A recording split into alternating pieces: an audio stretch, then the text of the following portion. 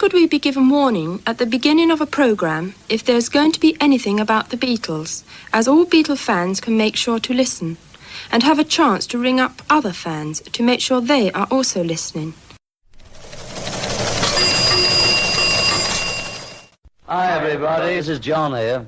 This is Paul, George, and Ringo. And we're very happy to be on your program once again.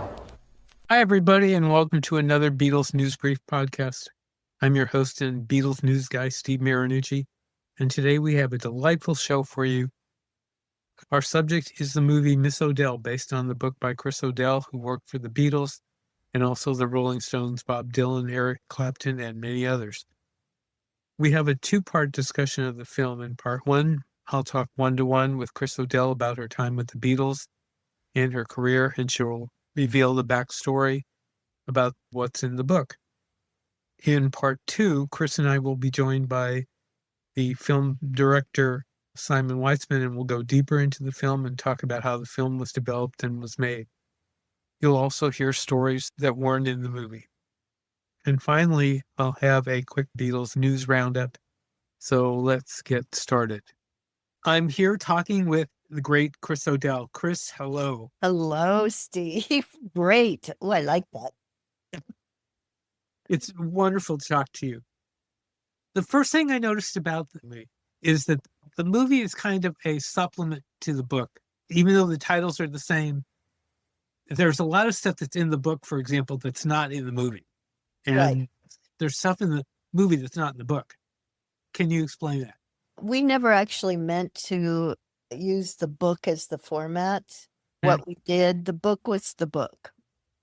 And this was another way to go back and show visually what it was like at Apple, around London, the different locations, and try to get a more in-depth and visual picture of my time at Apple, which I think it did, and bring in people who were part of that, or at least certainly the next generation. So Right. it was never intended. It was really, I think Simon Weissman had the idea of what he wanted in the documentary. And I think we both agreed right at the top, this is not meant to follow the book. It would be too hard. Really. Okay. It could be a Um, movie. Right. And it was also kind of a reunion for you with Patty, with a lot of people that you knew back then. You had not been back there since you left. Right. When was the last time you had been there? I lived there in the 80s. Mm-hmm. But that was after I was married and had my son there. And I've been back, I'm trying to think. I think a few times I would go and see Patty and stay with her. But not, I realized it was like 10 years or something from the last time that I was there to the time that we filmed this documentary. And the documentary was filmed when? We filmed it in, I think it was 20 like 222. Okay, so 3 years ago. You credit Derek Taylor as the person who really started everything for you. No doubt about it. I mean, I had met some other people in the job I was in, promotion, that would have been a lot of steps to get to a proper career. But Derek put it in the fast track. A statement about him hating Paul in 68. And was it the breakup that he was really angry about? That Derek hated Paul. That actually came off of that little piece of paper that Mark Lewison had. And I wouldn't have known that. I mean, I was shocked to see that piece of paper because I think Paul did that at a time when he really was aware of how much money Apple was costing to run. And I'm looking in the book and all the complaints about how much money was being spent over 2 weeks. Like the press office. Yeah. Lots of drinking going on there. Journalists were known for that. So it was a good way to get them there, get the information out. I mean, there was a motive behind Derek's madness, but Paul was in good faith trying to cut down the expenses. I mean, that was just one area. How was it to work in Apple with the Beatles as essentially your bosses? Well, They were kind of on a mountain. where you guys were all kind of down below. I can't imagine that anyone who worked there wasn't a fan of the Beatles. So, but during the time that I worked at Apple and that they were around, Paul was the first one who came in every single day. And he might as well have been getting a paycheck because he was really participating in what was going on and making decisions, really looking at things, both at Wigmore Street and then at Row. And then when he kind of moved back, John and Yoko moved into Apple. And then John was the in-house Beatle. They were always coming there and walking through. And then once the recording studio was done, they were there almost every day. So I think they were just part of the team, even though they were a little exalted. Right. And we all respected them. They were still just part of what was going on every day. It was interesting to read how the recording studio was a world itself, and they were very careful about who they let in. And you went to your first recording session thanks to Pete Shott. You got into others too, but that was interesting to read how you had to be so careful about getting in, that it was kind of up to Mal Evans. He was kind of the guard, but Pete got you past Mal Evans. Exactly. And Paul told me to ask, when I asked Paul, could I come in? Paul said, talk to Mal. Well, Mal was the gatekeeper. It was obvious. So I thought Paul said yes. I was pretty sure I was going to go into the studio. And, as an American coming over, I really didn't have all of those rules. And they were rules, I found out, about a behavior around the four of them. And so it just seemed, Paul was there. He was nice. We talked. Oh, can I come to the studio? It just seemed natural. But it wasn't. And in fact, I wouldn't have gotten in if Pete Shotton, who was there visiting John, because he was his best friend from Liverpool, or one of them, if Pete hadn't liked me and said, oh, do you want to go down to the studio? I would have been sitting in the reception area all day at Abbey Road. Yeah. My studios. Wow. You called Apple the hub of the world. That Apple was that central to London. I thought it was just one little office and everybody kind of took the Beatles kind of for granted. But basically, that's not the case. That wasn't the case back then, right? You mean in terms of the employees or the people who came to try to see them? Well, the visibility of Apple. Yeah, you would. The address was on all of the stationery, so it was easy for someone to finally come to. But you couldn't just walk in and walk around. Let me put it that way. There was a doorman, Jimmy the doorman, and they were very careful about who got past the front desk. So it wasn't open to everybody. Someone was telling me last night how, actually Mark Lapidus told me how he went there once and John came outside to look at a delivery that was made in a truck. So Mark talked to him. That's the first time Mark met him. Wow. And, yeah. I've talked to Mark before about him meeting John, but I thought they had met. But no, they met there and then had a further relationship. But people would come and they would stand outside, and if they were lucky, one of them or two of them would walk out the door and they'd get an autograph. Early in the movie, Mark Lewison shows you that letter supposedly written or dictated by Peter Asher that you typed about rejecting David Bowie, and Peter denies it. What's your side to the story? I didn't even know who David Bowie was. So Peter was in America quite often, and he would just say, I had a standard thing I would just write out, which apparently wasn't very good English, but never mind.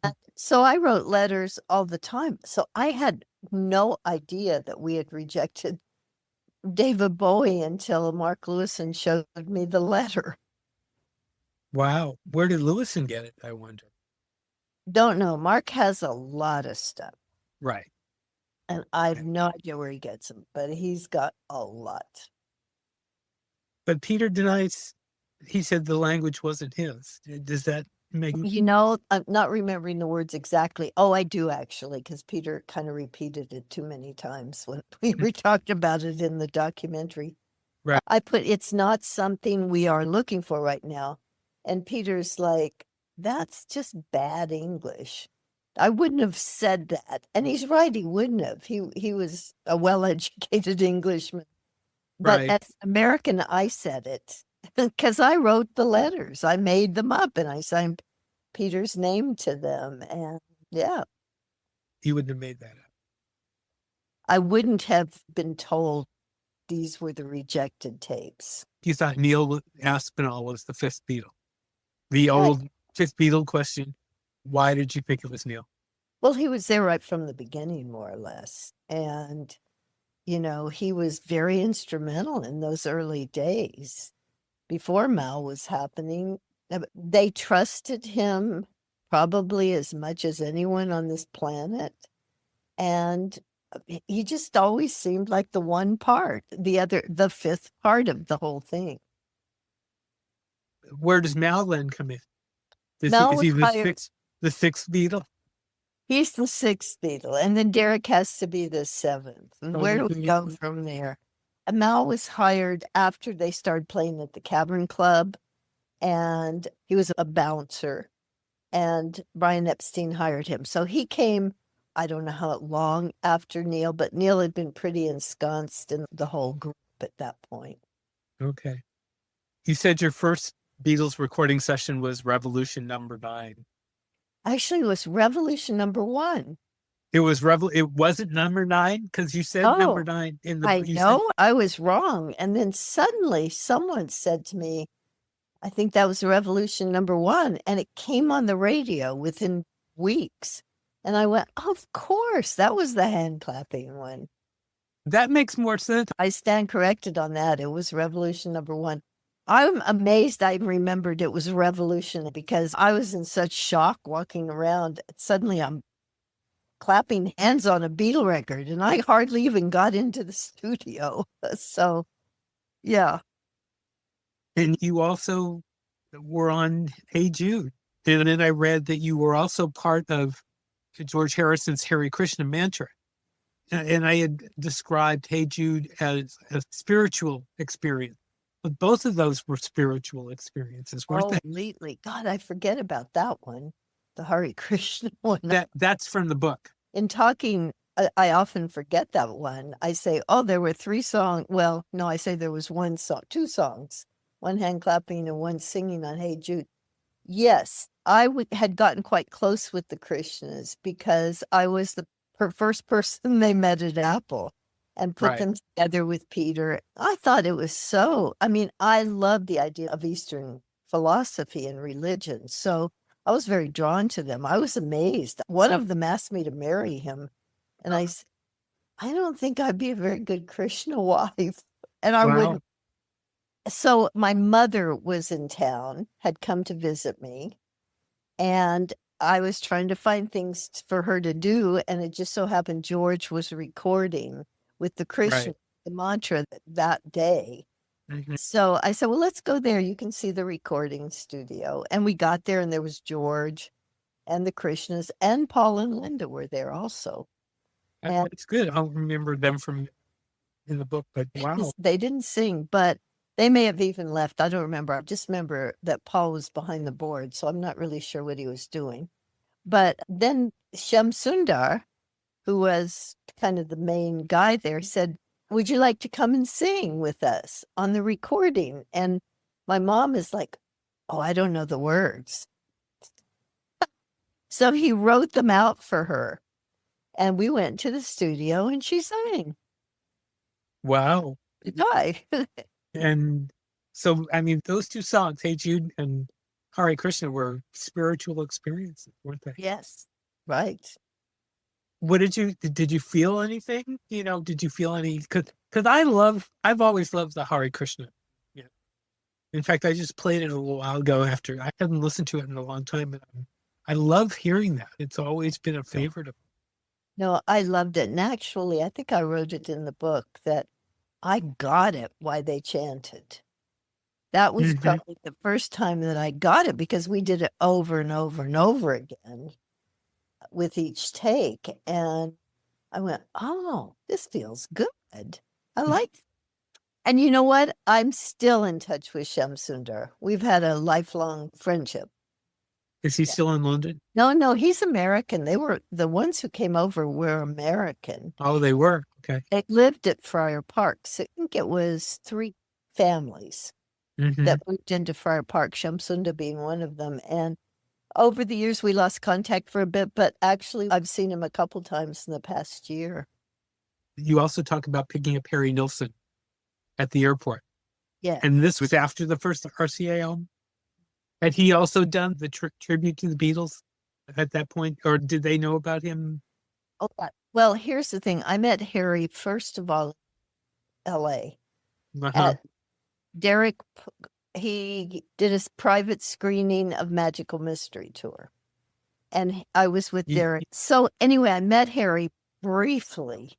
Mm. And when I was at Wigmore Street, his first album was the one I played on weekends when I would go in there and work and listen over and over and over again. So meeting him and picking him up at the airport was cool. I was really excited about that. However, I was trying to save money, so I took a bus to the airport, an airport bus. And when I got there, I suddenly thought, well, I'm picking them up, but I don't have any transportation to take them back in. So when I did actually see him and his manager, they'd already seen Ringo and Maureen, who were leaving and they left their limo for them to come back in. So I rode with them in their limo. I didn't remember from reading this in the book the first time around, but you had something to do with Frank Sinatra recording The Lady is a Tramp. Talk about that for people who don't know the story. I'm also a Sinatra fan. I love that song. Well, I was kind of not yet planted in a job. Derek, Mhm. he let me kind of make my way once I got there. So I did odd jobs. I was there every day and I would get called to do, like, if somebody was sick, I would take their place secretary. I would do the switchboard. I knew how to do those old switchboards. And Peter Brown just one day said, I want you to take this tape and go to Twickenham. And I think it was the EMI plant, which I think was in Twickenham. I'm not sure. And he said, don't let anyone see it. Don't let it out of your sight the whole time that you're there, and then bring it back. So I did. I got there. They had good instructions at EMI because they didn't ask to go take it to another room. I went into the plant with them while they actually cut the record. And I was as surprised as they were when they were playing it back that it was Frank Sinatra singing The Lady is a Champ. And so I'm like, oh my gosh, this is amazing. So I took it back to Peter and he said, I think it was a birthday present for her. Lori. Oh, yeah. Mhm. And so he said, give me this copy because there will never be any copies made. But one got out somehow. Well, I only made one copy, so who knows how that happened. I mean, I thought that went directly to Maureen, but that was the idea, only one copy. Did you ever meet Sinatra, or did Sinatra ever show up anywhere with them? There are pictures of George with him because as you know, he later loves the song Something that George wrote for Patty, and he performed it. But you never saw him or anything like that. No, never ran into him. Oh well, Different circles. different circles. There we go. There's another. You talk in the book and in the movie about falling asleep at Abbey Road. They'd been looking for you and they never found you. Oh, well, actually, what it was I didn't have lifelong friends there. The only people I really knew were the people I worked with. So I had a lot of free time on my hands. So I went in when George was doing Savoy Truffle, and we had a bottle of wine, and we drank a lot. Long story. At one point, I thought, okay, I got to go to the bathroom. Went to the ladies' room, and there was this beautiful plush couch in the powder room. I laid down on it, and that was the end of my night at Abbey Road. But I did wake up the next morning on the couch at Abbey Road going, what happened? So George later said, what happened? Or the guard, EMI said, what happened to you? They were looking all over for you. And I'm like, yeah, okay, I'm not spilling the beans on myself. And then George asked me later, and I said, oh, I went home. I mean, it wasn't one of my greatest moments, let's put it like that. The day the Hells Angels came in to Apple, you were there, and you stayed pretty calm from what the book said. Is that pretty accurate? Yeah, well, George had met them in America, and we got the letter saying they were everybody said George invited them. I don't know. But we all got the memo that they were coming and to be cool. And you know what? They just, at first, it was kind of like, oh, because they were kind of tough. There were only two of them, by the way, Frisco Pete and, oh, Sweet William. God, his name is so great. How could I forget him? Anyway, so I just got friendly with them. I thought, well, heck, I'm not going to run. So it was easier to be friends than it was to have, because they were in my office all the time. And they were pretty much taking over things. So, yeah, I became friends with them. And it also says here in the book that Rock Scully and Ken Kesey and Frankie Hart were all. Yeah, they all came together at that time, right? So I was thinking, and then Frankie eventually was with Bobby Weir after that, after she went back. Oh, okay. With the Grateful Dead, yeah. She ended up with Bobby Weir for quite a while. And I went up to visit them and stayed with them in about 1970 so I could see her. I wasn't a Grateful Dead fan, let's put it that way. So it was just kind of, okay. But anyway, that was a pretty interesting time. Good friends were made. And actually, Sweet William passed a couple years ago, but his girlfriend let me know that. And we were able to kind of send little messages to each other. Only time I'd seen him since 1960. Okay. What did you think of Magic Alex? I didn't. Really? Oh, honestly, I mean, I knew him. I went to his wedding, believe it or not. But it was pretty apparent. The words was going around already at that time that nothing really particularly good was coming out of Magic Alex. So I think I just kind of, there was nothing to make me want to talk to him. I didn't have a draw. Getting back to Mal, that tape of him telling David Frost that he appeared in a dream, and that's where Paul kind of got the inspiration for Let It Be. And Mark Lewison talks about that with you, as I recall, in the movie. Do you think story or Paul's story is the right one? What is Paul's story? Well, Paul's story, I mean, he calls it Mother Mary. So. Oh, well, actually, I think that Ken Womack's book about Mal covers that really beautifully and not so graciously in terms of the behavior. But Paul, I mean, it was Brother Malcolm. And then Paul said, look, we're going to change it to I'm changing it to Mother Mary.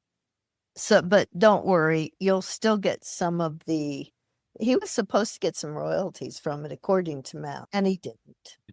And he did. So, I mean, Paul told him it's not going to be you anymore. You're not going to be this fifth Beatle. Ooh, okay. You mentioned about Peter Brown having access to the personal stories of the Beatles. What did you think of The Love You Make, the book?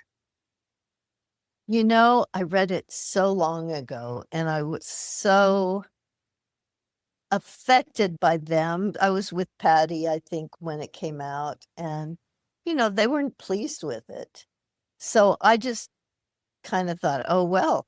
But actually, I've read the latest version of it. The new one with the interviews? Yeah. Yeah, and I thought that was really interesting. I mean, I think Peter just told the truth. It's just that it was a time when people didn't want the truth out. The Beatles never really are happy when somebody writes a book about them, I don't think, unless it's something that they signed off on. well, getting a little ahead because I was probably going to ask this at the end.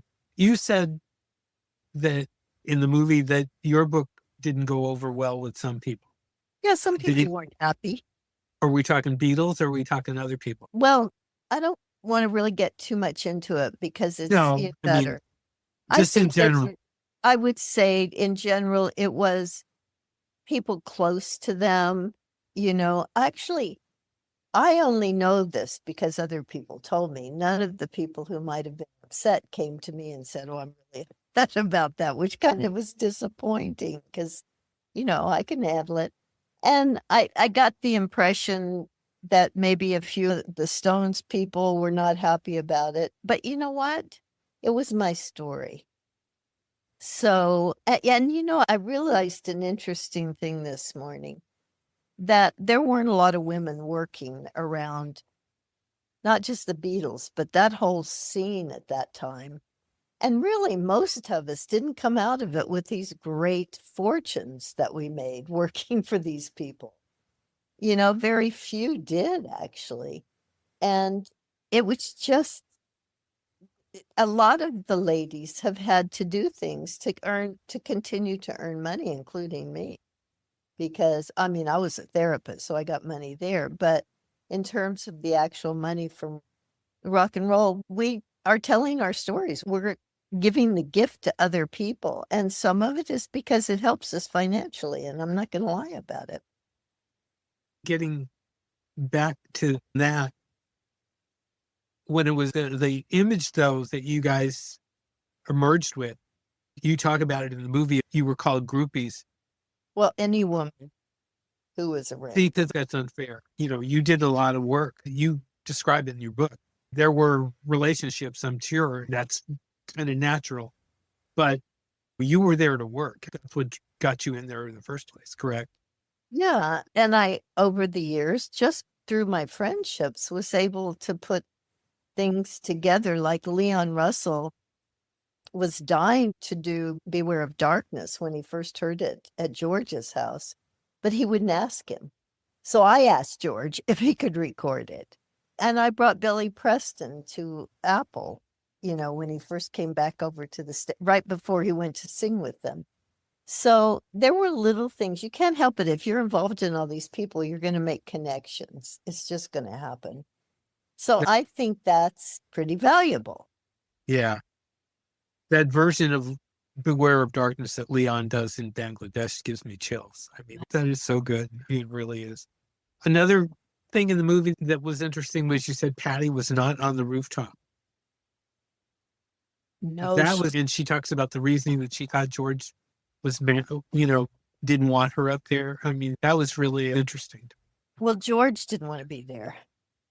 I mean, it was at that point, it was a burden for him to even have to go and do it. And so he's not going to take her because he doesn't even want to be there. I mean, and the excuse he used is that, well, there's no audience.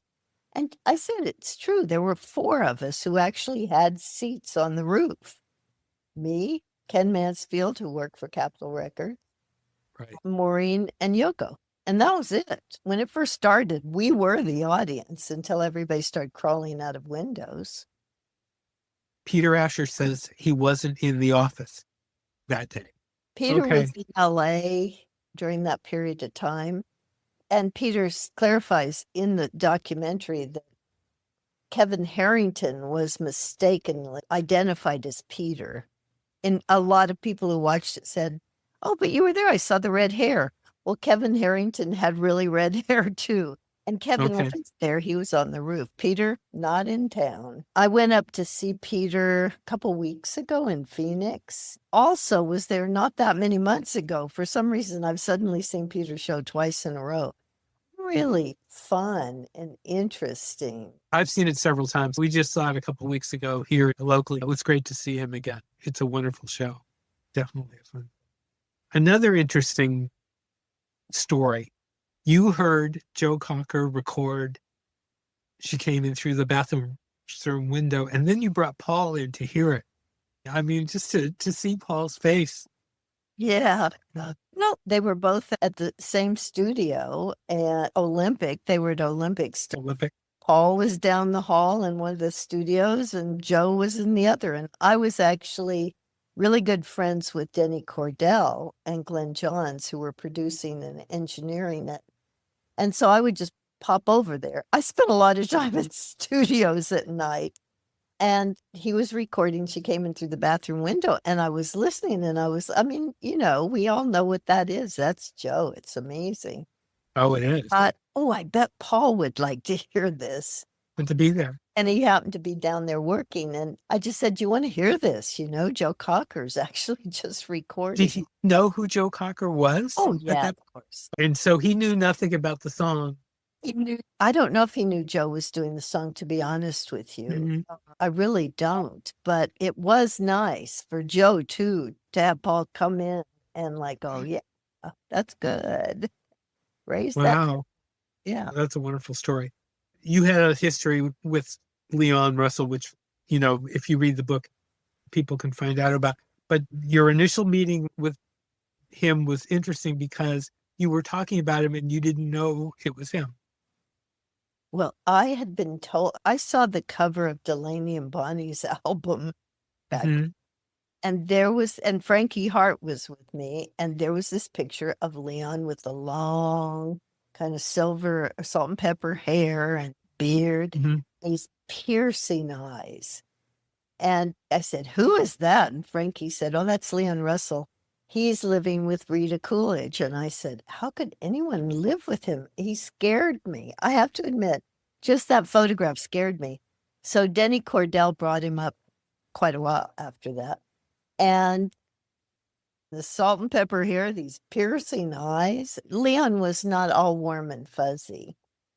So, you had to do a lot. He's one of those people you had to work really hard to have a conversation with. So that was it. But I asked him if he would do a Jackie Lomax session because Nicky Hopkins was out of the country, the piano player, and George said, oh, yeah, Leon would be great. So I asked Leon to do it, and he said, yeah. And in fact, the session got canceled. So he said, well, would you like to go out to dinner? I don't have anything planned. I'm like, okay. So it kind of went from there. You also tell the story in the movie about the time Phil Spector put the gun to your head. I was one of the girls who got Phil Spector's gun to their head. Fortunately, not the one that fatally got the gun to the head, but Phil was a good friend. I hung out with him a lot. I met him at George's house originally, and we just got along, and I hung out with him. He was a little different. My hypnotherapist that I was seeing at the time actually said, I think he's paranoid schizophrenic, but we didn't pay attention to that. Now, after I became a therapist, I thought, what was I, crazy? But anyway, he was a lot of fun. He was very quirky. And one night we were sitting in an Italian restaurant on the Sunset Strip, and I felt this metal thing on the side of my head. And I'm like, I knew what it was. Well, he always had guns. He was shooting guns all the time.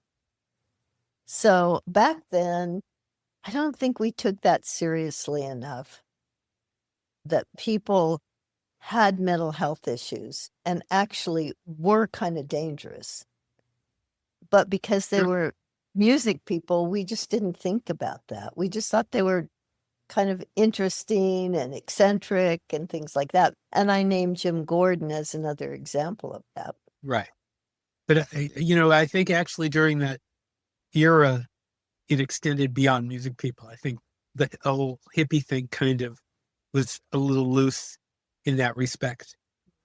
And we didn't really understand mental illness at that point. I mean, we Mm-hmm. were, Right. I mean, look, we thought everything that Keith Moon did was really funny. But in fact, it wasn't that funny. Driving your car into a swimming pool is not that funny if you think about it. See, you saw things. I saw The Who with Keith Moon a couple of times. And yeah, he was funny. But I was also at the Cow Palace show when he passed out. And that was sad. It was very sad. I mean, really. Yeah, his whole story's really kind of sad, bless him. And he was a kind man. When George told you you were going to be fired, you sounded in the movie like you seemed rather relaxed and you weren't really stressed out about it. But were you just a little stressed out about that? The only part that would have been stressful at that, there was nothing going on. I had lived at Friar Park, and George, we both agreed it was time to go back to Apple because there really wasn't much more I was going to do there. And there was nobody at Apple left. Derek was gone. Almost half the staff had been fired already. So Richard DeLello and I sat in the press office alone, going in our minds thinking, why were we here? What was the reason for this? That's when we thought we'd write a book. And in the end, he did write it, The Longest Cocktail Party. And I didn't because I was having too much fun. But I kept busy. I would go out to Eric Clapton's house and hang out there for a few days, or, go shopping or do different things around, just things to kind of keep busy. So it was in a way, but I couldn't quit because they had to pay me money when they fired. Ah, okay. Right. Yeah. I meant to ask you when you were talking about Leon earlier, did you see Leon in later years? Oh, yeah. I saw him. He would come to Tucson and I would go down, see him, go backstage and say hi. I think probably the last time I saw him was maybe a few years before he died. Just guessing. I went down to see him. And I was living on an island off the coast of Honduras. And I went back there, and that's when I heard that he had died. So maybe, it was 2 or 3 years. I was going to ask you about Miss Odell and George's comment that it was going to make you famous. Did you think that, George had kind of a wit about him? Was he being a little humorous there, or was he being really serious, you think? Well, the way I remember is that he was serious, but in his way. There we go. I didn't know. He didn't think I wanted to be famous. I don't think that was where he was going. But he knew the power of the Beatles. And he knew that if he wrote a song about me with my name in it, it would probably follow me through my life. I don't know if he realized how much, but so I think it was his humor mixed with sincerity. I wrote this song about you and it's going to make you famous. What do you think of it now when you hear it? Oh, I love hearing it. It was my ringtone on my phone for years. Anyway, it still amazes me that he wrote it, to be honest. I mean, he must have a lot of time on his hands. And the regular version, the non-laughing version, obviously was supposed to be the record, but Capitol said, no, we want Miss Odell as the A-side because, it's another side of you. It doesn't look like all that spiritual stuff. It takes away from it. But George quite rightly chose Give Me Love, Give Me Peace as the A-side. Yeah. And that discussion with you and Patty about having songs written about you, Miss Odell is not the only song written about you. No, Leon Russell wrote 2 songs, Pisces, Apple Lady, and Hummingbird. Hummingbird. Yeah. Hummingbird was so beautiful. Yes, absolutely. Yeah, those 2 songs he wrote for me and George's song. And I think that might be it. Is there more that we don't know about? No, I don't think so. There was a guy from Memphis, Don Nix. Oh, yes. Anyway, he and I were dating for a while, and he called me up one day and said, oh, I've written a song for you. It's called Miscellaneous. Oh, okay. All right, thanks, Don. Bye. He had a song that George played on.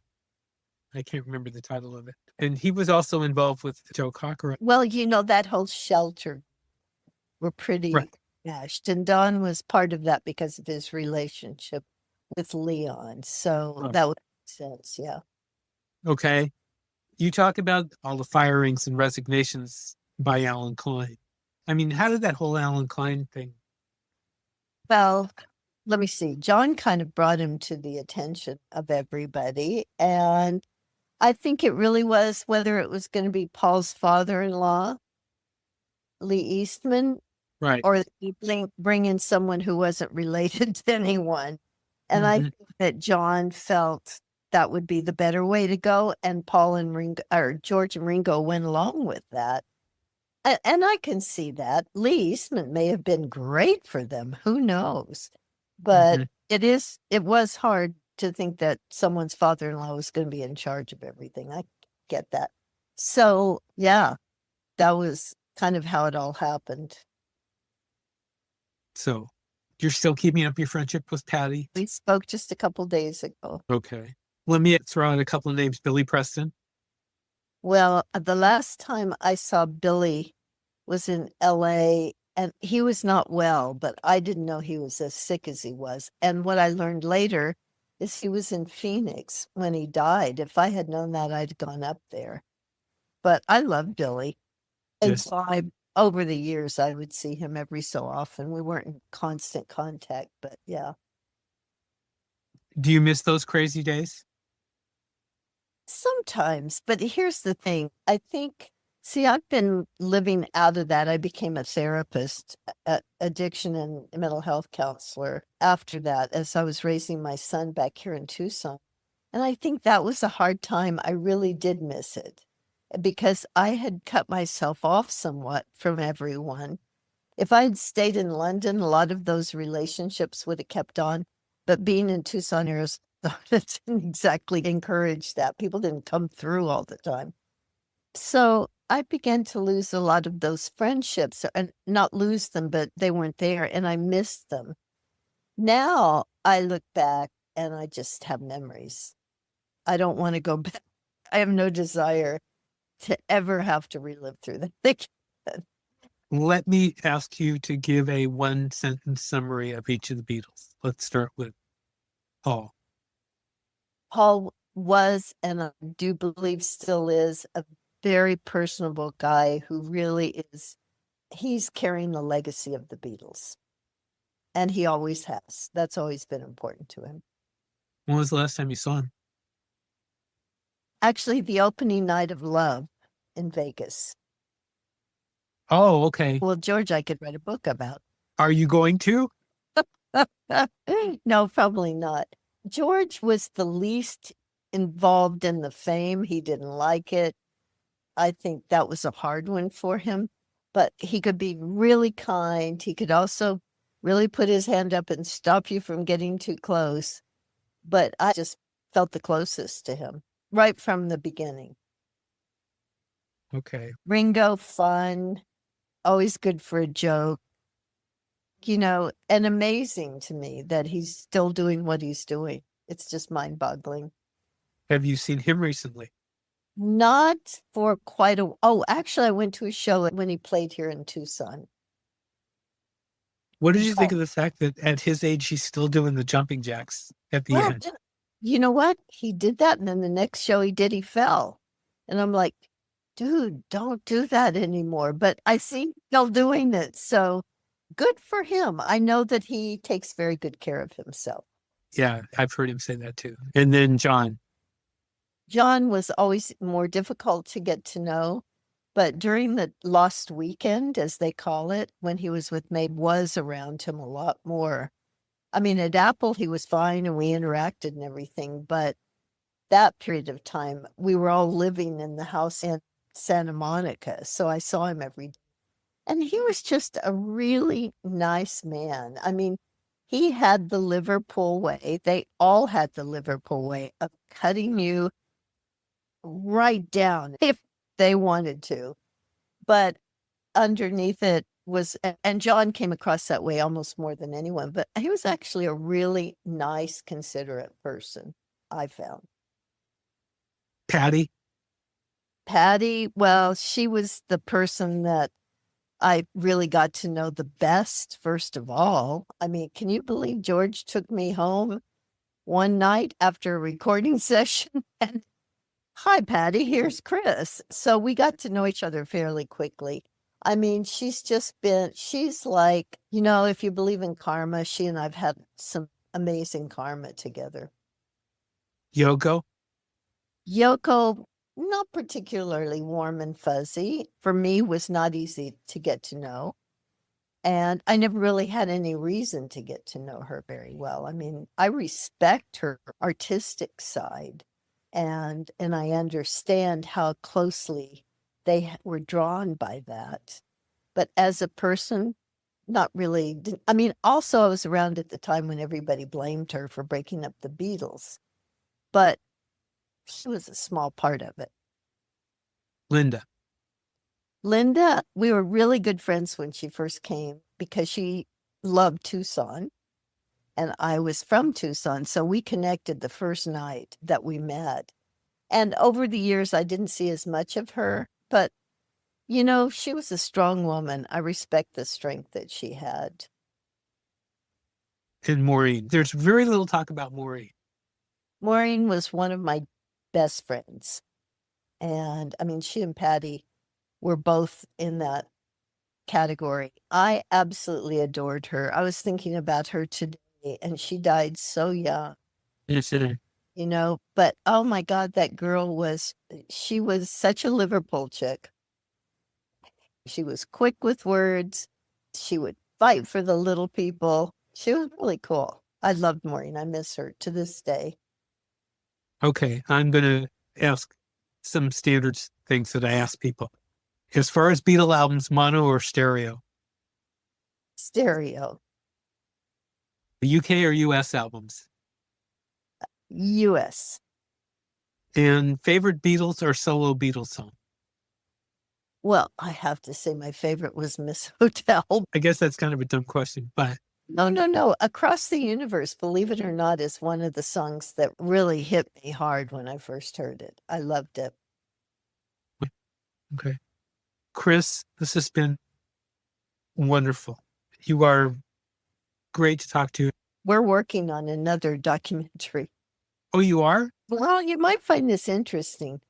Back in the 80s, it occurred to me because I had befriended women. I knew the longevity with the women friends were going to be a lot longer than with the men.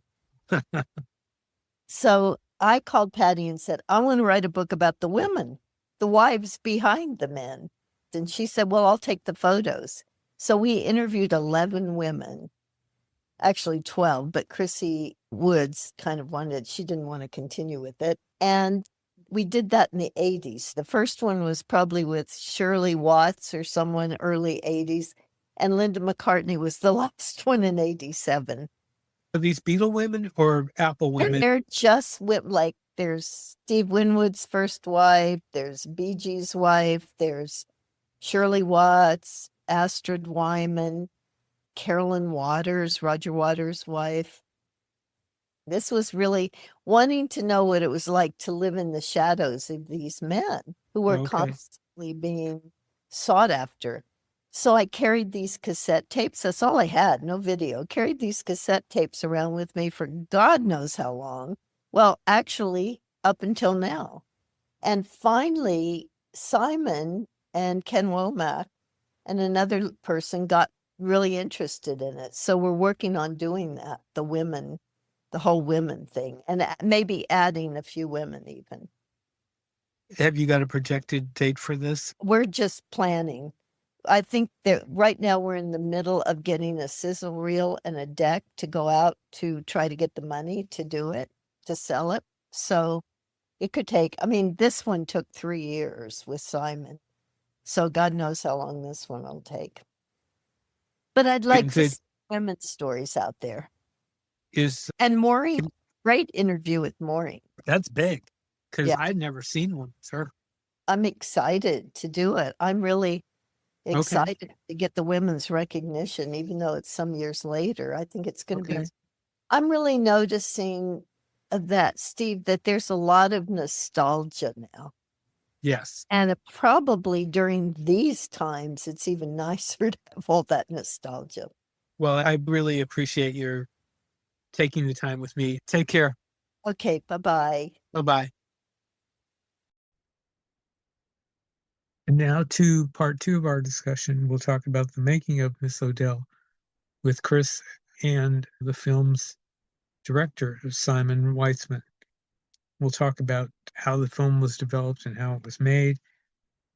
And you'll hear some interesting stories that weren't in the film. In the beginning, you'll hear Simon and Chris referring to the head of Maverick Films, Doug Schwab. But there's a lot with anecdotes and filmmaking perspectives. And following this, we'll have a short news roundup. Here we go. So let me ask the first question, and that is, when did the film start to come together? How did it start to come I'd love to hear your side of this story, Simon. I've told it so many damn times. I'm trying. I tell you what, I'm trying. Was it You 2022? can't even remember, can you?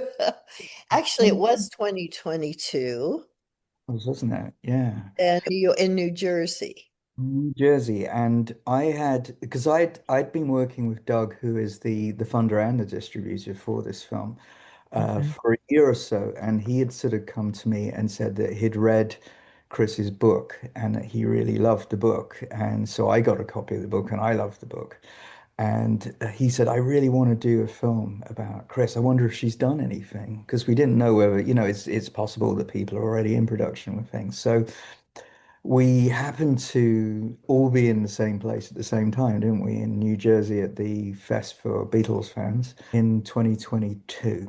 And I'll let Chris do, 'cause Chris tells the story of how Doug approached her far better than I can.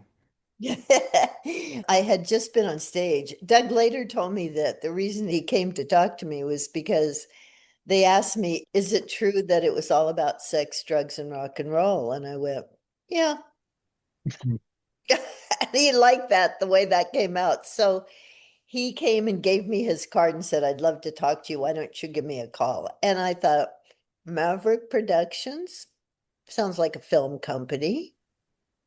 I'll put it in my room. And I did. And that was kind of it. And then Simon came to me the day after the last day when the fest was over and we were all getting ready to leave and said, oh, I work with Doug and we'd really like to talk to you about doing something together. And an English accent is more convincing than an American accent. Let's just be honest. Hearing that is like, oh, this is real. So that's how we got in contact. Then I think you phoned or you texted me and said, Yeah, mentioned the documentary or yeah. I think it was an interesting thing, Steve, because we were in it was kind of like two kids in another table in New Jersey because he's Doug was just Doug is a big guy, he's well over 6 foot, he's a big, you won't want to cross Doug in a dark alleyway, but he was like, no, you talk to her, you go and oh, talk to her. So funny. I yeah, heard okay, no, I'll go and talk to her, of course, it's kind of what I do, and we got on, I think, pretty much immediately, didn't we? totally. Yeah. Was there any other film that kind of influenced your starting up? And I'm thinking in particular of Good Old Frida. Did that film or did any other film have any influence on starting the Not project? me as a filmmaker, I was really going by the energy in the book, because you read a book and you get a sense of a person, and then you meet the person, and the person is even nicer than the one that's in the book, and you feel more connected to that person. And then you start to think, well, what can we do with this? And I think one of the things that came out relatively quickly was that Chris was concerned to make sure that the book jumped across to a film in a way that would attract a wide audience generationally as well, and also perhaps targeted more at a general female audience as well. Because a lot of when you look at the documentaries that have been made around the Beatles and you look at all the people that are interviewed in those documentaries, they're mostly male, aren't they? I mean, you see very few documentaries where the female side of that story is really told. So from my point of view, it was a really good opportunity as a filmmaker to work with somebody who was a trailblazer in their profession. And because we got on so well together, it felt like it was going to be a really good ride. And my kind of philosophy in life is that you have to enjoy the process. If you enjoy the process of making a film in all respects of it, then that's going to come across on the screen. Yeah. And we Chris, did. Chris, how do you feel about that? Well, I love it Totally agree. because, I don't believe him, but I really love it. No, actually, what just came up for me was that it took Doug and Simon to realize that I had been doing things that were totally out of the box at that time, that I was breaking glass ceilings at that point and doing something that really I don't think any other women were doing, with the touring and everything. And the Beatles, of course, I was the only American female there. So, and you two saw that where I don't think anybody had even paid attention to that before. It was like, oh, she worked for the Beatles. That And was I it. think one of the things that was important with Doug is that he runs a company that is actually predominantly female run, kind of really got the high. That was kind of what attracted him partly because, there's this kind of history of women kind of making their way in different industries. And he saw that immediately in what Chris had done through the book. And I could see that as well, obviously, in the book. Were there any difficulties in getting it off the ground? How long did it take you to structure, what you were going to do? Well, we signed off at the Chicago Fest for Beatles fans. It was Okay. Step. a few months later. And then I think it was more about the direction that Chris wanted the film to appeal to that wider audience, maybe because the book's written a number of years back, and then we have a contemporary audience and an audience to look forward to. So I think the only things that we kind of sat down and really formulated was how we were going to approach the storytelling in the book and how we were going to bring that to the screen. And also, one of the things that I think we were both concerned of is that a lot of books that are translated to the screen are kind of verbatim, so they kind of have a feeling that you're just watching somebody telling you the book. It's kind of like a PowerPoint presentation of a book. So we really didn't want to go down that route. And one of the people that I thought would be really interesting for Chris to meet and work with was Bob Harris, who's one of our sort of primary broadcasters with the BBC and who has a personal touch point not only with the Beatles, but with a number of the different people that Chris had come across during her career. And amazingly, they had never met each other, even though their paths had almost certainly crossed Mhm. at times during the period that Chris's story is told through. And because he's so laid back in the way that he engages with people, it was kind of important, I think, quite early on to introduce those two together so that they could really just chat. And we didn't over plan it. That was the key thing. You can really plan and overdo questions.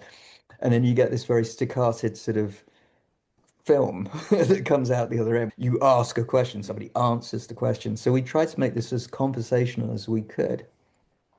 Yeah. And that was, you know, I Go sorry. ahead, I Chris. think that we made an effort not to follow the book in a mm. way, like to tell it from a different point of view.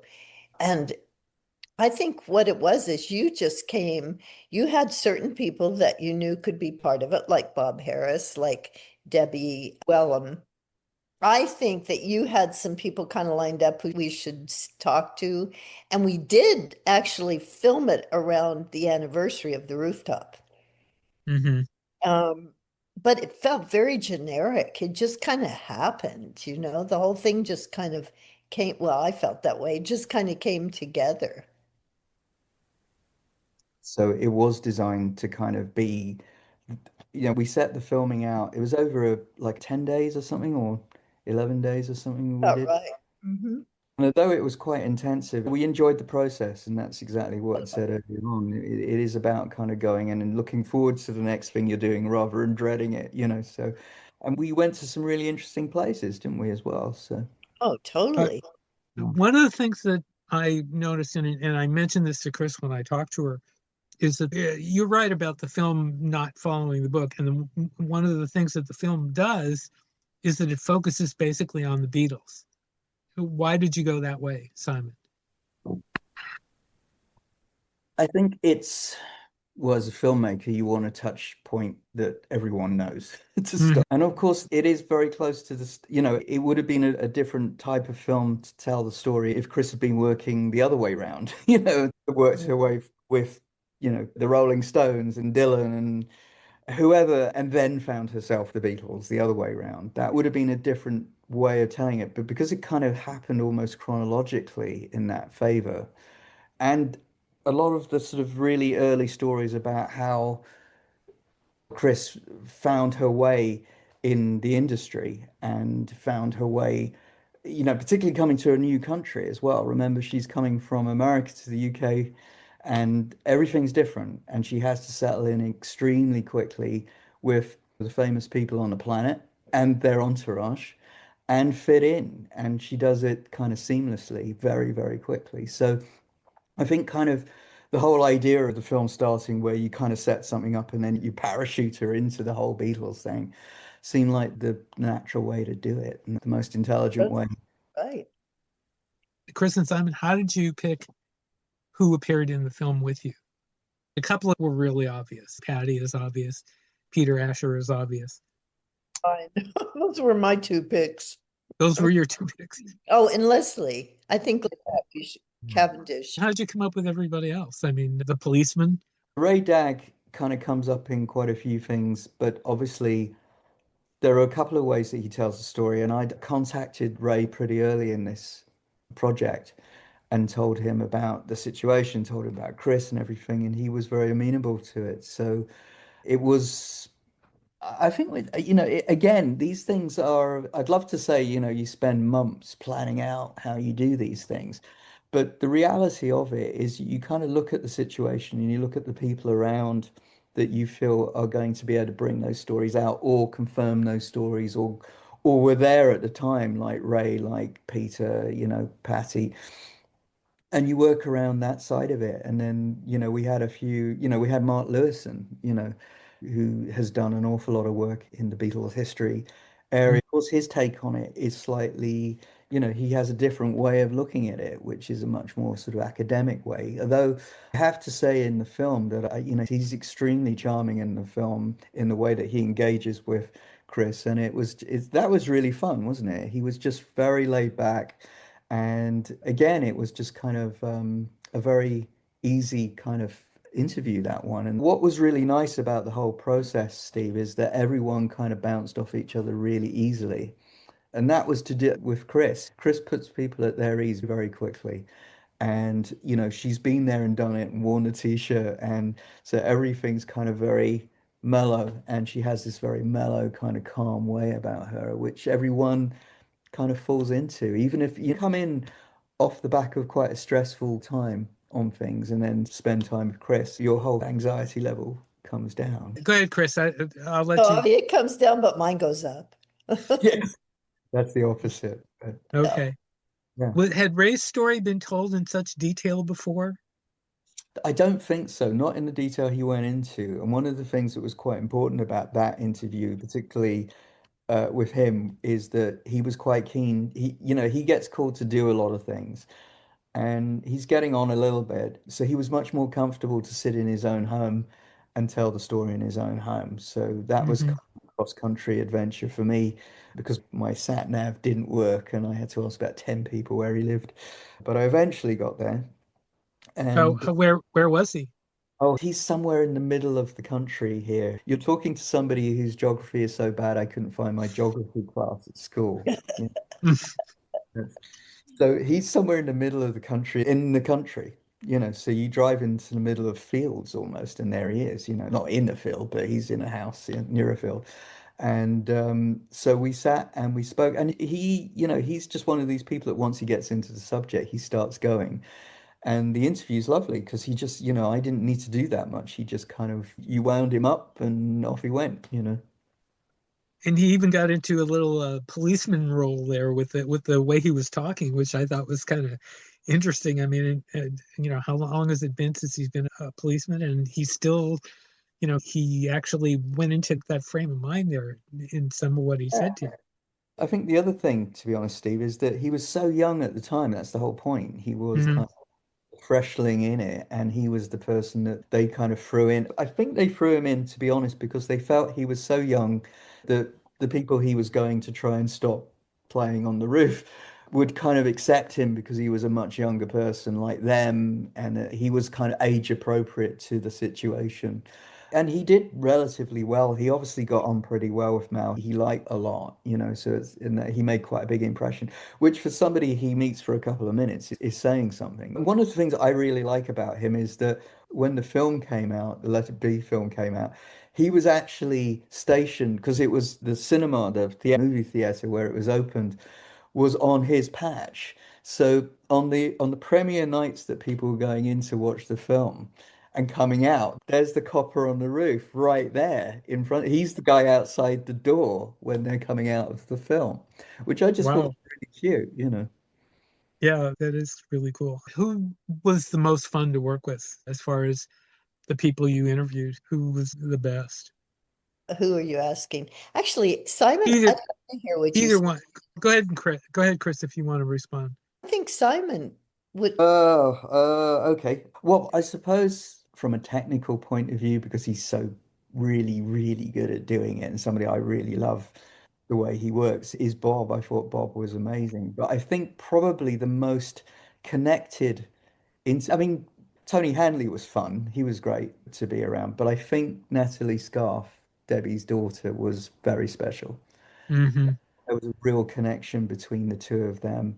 And it was really nice from Natalie's point of view because it's you don't quite know how obviously, you're going back into the 60s. So I don't know how much Debbie had been able to tell Natalie about the times in the building and what happened. And there were stories that Natalie knew, but I think she found it very reassuring to have somebody that was also there telling her the stories. Obviously, I think Chris reminded her of her own mother, the way that she cared about things. And hearing it from somebody that was there with her, I think meant a lot to Natalie. And I thought she's a very kind of Zen character, isn't she? And I just thought it was Yeah, she is. just a really lovely person with a lovely family. And I thought that came across really well to have Chris to be able to tell her more about her mother, which I thought was just lovely. Chris, do you agree with that? I do agree. I also found you weren't there with Peter at the time, but Peter Asher, as nervous as I was about doing the thing with Peter Asher, actually in the film, it comes across really light and easy, which makes me happy. Bob Why was wonderful. why were you nervous with Peter?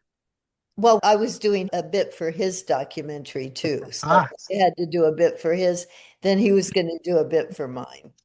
And I hadn't seen Peter for a while, but I think I'd talked to him. I don't know, just it was a different surrounding.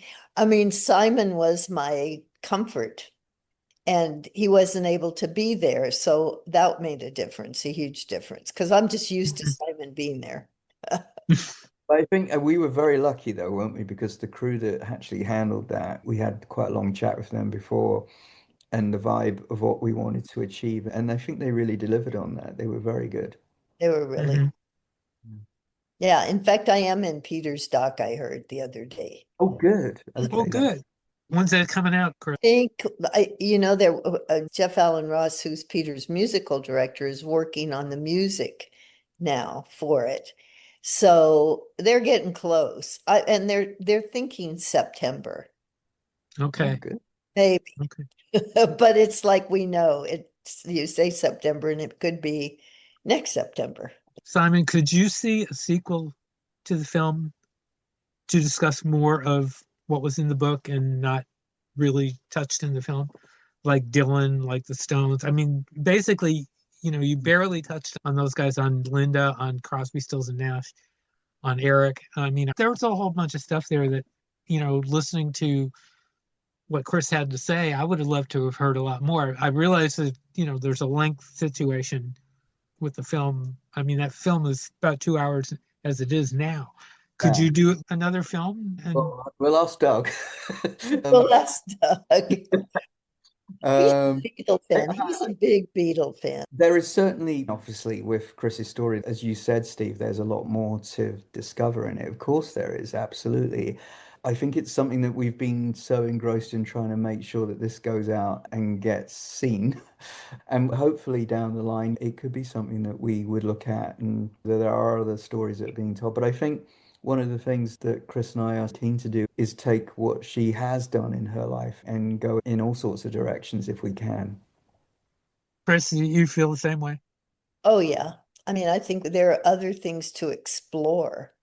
And I mean, we didn't even mention Queen. It was There's one a of my favorite groups to travel with. There's a lovely Ooh, picture of you and Brian May, but yeah, that's about it, isn't it, really? Yeah, exactly. talk a little bit. Just can you talk just a little bit about that since you didn't Yes, I discuss can it in the do that. movie? In fact, it's got a hugely embarrassing first act. It was my first band I was going to work with in Germany. I had learned German, so I was going out for the promoter as his representative. Hmm. And I was on my way in Cologne to go pick them up.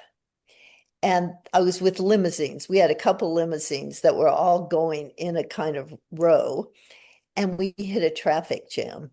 Not a little traffic jam, a big traffic jam on the motorway. And I'm like, can't you go down the middle lane? I mean, just go there. I've never had this happen in all my career because this was like in the early 80s. And we got there late, needless to say. So we pulled up in front of the airport, and it was much smaller back then. And I went into the reception area, and there was all of Queen and their helpers sitting there looking at me with daggers. I went, your limos are here. And they didn't say hi, anything. So it didn't start very well, but I have to say within a few days it was okay. And then I became really, really good friends with them on that tour. Yeah, it was wonderful. Actually, it was one of my favorite tours. I guess I have to ask after the movie, what was Freddie like? Freddie was great. I put him back in the closet. Wait a minute, what? At the end of I put Freddie back in the closet. And I can say this because Freddie's not here. We had a big party at a club in Munich. Hmm. And I always had some kind of drugs with me because that was just what you did, right? That's what a good tour manager's about. So he came up to me at one point and said, do you have any, hey, have you got any blow? And I'm like, yeah. And there happened to be a closet close to us where the housekeeping had kept all their supplies. So I said, come on in, because if we had done it out, everybody would have, it would be gone. So we went into the closet, had a little chat, and we did drugs. And I always say, I put Freddie back in the closet. Very impressed that Um, housekeeping had their own supply of blow. They didn't have, well, they were in Germany. Yeah, And probably. yeah, it was a little more difficult, but we could help them. Yeah. And I did. you really, Chris, you didn't really go into the drug scene that much in the movie. As referring to the Beatles. I mean, I assume, and I don't want to get too, National Enquirer here, but I mean, I assume you probably could have gone a lot deeper had you wanted to, I suppose. Well, Is that that's right? interesting because actually the late 60s, and this Mhm. is the way, I mean, of course, there was some acid around, and of course, there was heroin around, and of course, there was cocaine, but it wasn't part of the social scene that I was in with the Beatles. It was like we drink, there was some pot and everything. But in the late 60s, just wasn't around. They were into a lot of uppers. Red Mm, bombers, I think they were called. okay. Red Okay. bombers, something like that. And I did steal quite a few of those out of Neil Aspinall's drawer. But it was a different situation. Once in this, and then I went to work for the Stones. And that was I mean, if I were comparing, I would say that was like putting your toe in the water and the other was diving headfirst.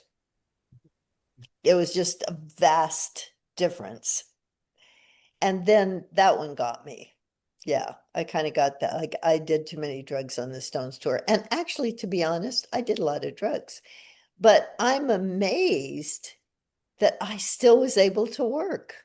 I think about it now and I think I still kept 100 people on the road and we all had hotels and we had ways of getting there. It's a miracle. And no cell phones or iPads or iMacs. And you survived. Yeah, And you survived. I So, survived. wow. You're preserved, Chris. I am. That's what I think, Simon. Thank you. Because I think I'm so preserved, pickled. No, difficult, but yeah, certainly. I mean, yeah, you're right. I mean, you survived an incredible period, where it would have been easy to kind of fall down really hard, but you got through it amazingly well. Some definitely did. Some Mm, did not make it. I think of Keith Moon immediately absolutely. and more. Mm, But, it wasn't just the bands. I mean, every executive at every record company had lines on their desk that was Mm, from cocaine. Cocaine was the drug. It was the hmm. entertainment drug through that time.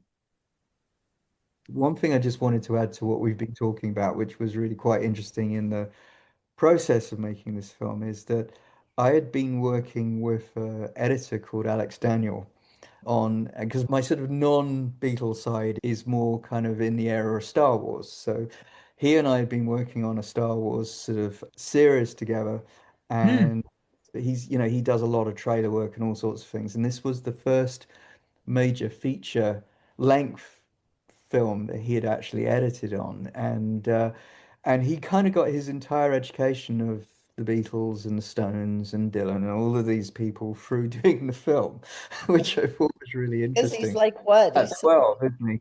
So like 12. Yeah, he's in his 20s, right? he's 28 now, but when he started the film, he was 5, 26. Yeah. mm.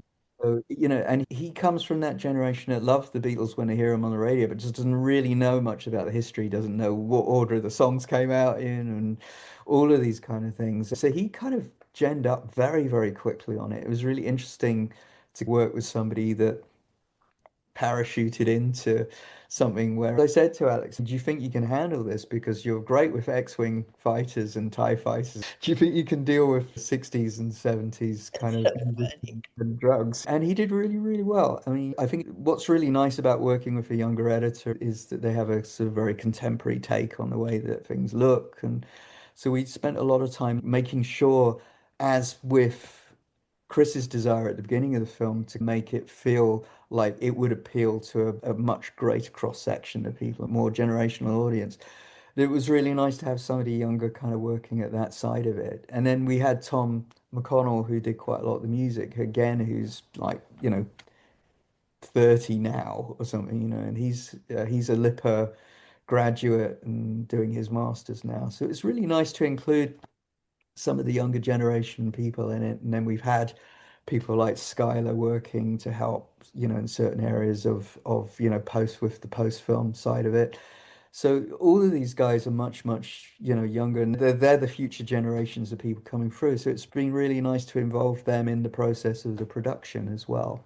Well, I want to thank both of you for taking the time. This took a little bit of setting up, but I'm thrilled. You guys are great. You're both great. Chris, it's great. It was great to talk to you again. Thank you. Um, I hope we get to talk again in the future for whatever reason. But thank you both for doing this. And that's about all I got to say. I'm gonna hit the record button, like right there. Here's a roundup of some recent Beatle news. On June 12th, the Beatles paid tribute on social media to the passing of Brian Wilson of the Beach Boys.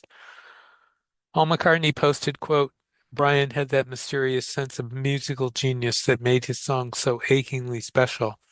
The notes he heard in his head and passed to us were simple and brilliant at the same time. I loved him and was privileged to be around his bright, shining light for a little while. How we will continue without Brian Wilson, God only knows. Thank you, Brian. Ringo posted a picture of himself with Brian Wilson and wrote, "God bless Brian Wilson. Peace and love to all his family." Ringo's been on tour, and a couple of celebrity guests showed up on with a little help from my friends at his show at Baycare Sound on June 21st. We've confirmed that Robin Zander of Cheap Trick and actor John Travolta were singing along. A photograph of Travolta and Ringo was posted by the actor on Instagram. One fan described it by saying, "Billy Shears and Danny Zuko, the crossover we didn't know we needed to have." The Liverpool Beatle Museum unveiled a new exhibit dedicated to longtime Beatle assistant Mal Evans on May 27th, which was his birthday. Mal's son, Gary Evans, and Mal's daughter, Julie Rosso, were both on hand. Variety reported on June 13th that audiences at the Annecy Animation Festival got a first look at the upcoming CG animated film High in the Clouds, based on Paul McCartney's book of the same name. The film features the voices of Paul McCartney, Ringo Starr, Lionel Richie, Celine Dion, and others. San Francisco's De Young Museum announced June 9th that the run of Paul McCartney photographs 1963 to 64 Eyes of the Storm exhibit there will be extended to October 5th, 2025. The show has drawn more than 85,000 attendees since its opening. It features more than 250 personal photos plus video clips and archival materials from the age of Beatlemania. It also includes a free audio tour from Bloomberg Connects that connects an audio interview with Mary McCartney, Paul McCartney's daughter, and behind-the-scenes reflections from Paul himself. We had the pleasure of seeing the exhibit, and although it includes much of its material from Paul's High of the Storm book, it's well worth a visit if you're in the Bay Area. Actor Barry Keoghan has been undergoing some intense studying to play Ringo Starr in the upcoming quartet of movies directed by Sam Mendes. The drumming is now going great. I've been doing it for like 6-7 months. I've got blisters on my hands now. The films were announced in April and will come out in April 2028. According to a report in Variety, the films will be narratives from each Beatles' point of view. Terry Draper, a Canadian singer-songwriter and drummer and member of the noted 1970s progressive band Klaatu, died on May 15th at the age of 73 of leukemia. And does anyone think even a little that the return of Taylor Swift's catalog back to her ownership brings at least a little hope that the same thing could happen for Paul McCartney? He's seeing you. Well, this was a fun show. Learning about the workings of Apple was very cool. I want to thank the very delightful Chris O'Dell and the wonderful Simon Weitzman for all the stories and information they gave us today. If there was a story in the show you want to discuss or some thoughts on the show, send us an email at BeatlesNewsbriefs@gmail.com and we might read your thoughts on the air. The movie is available streaming on Tubi and Peacock, and is also available digitally on Apple, Fandango at Home, and Prime, and is also available on DVD and Blu-ray. If you like the show, please give us a good review, please. If you don't subscribe to us, please do, and tell your friends to subscribe. Till next time, this is Steve Marinucci saying,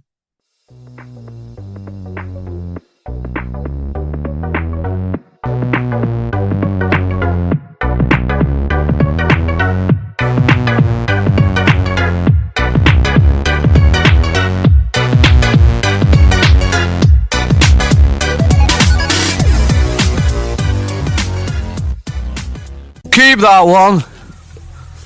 Mark it fab.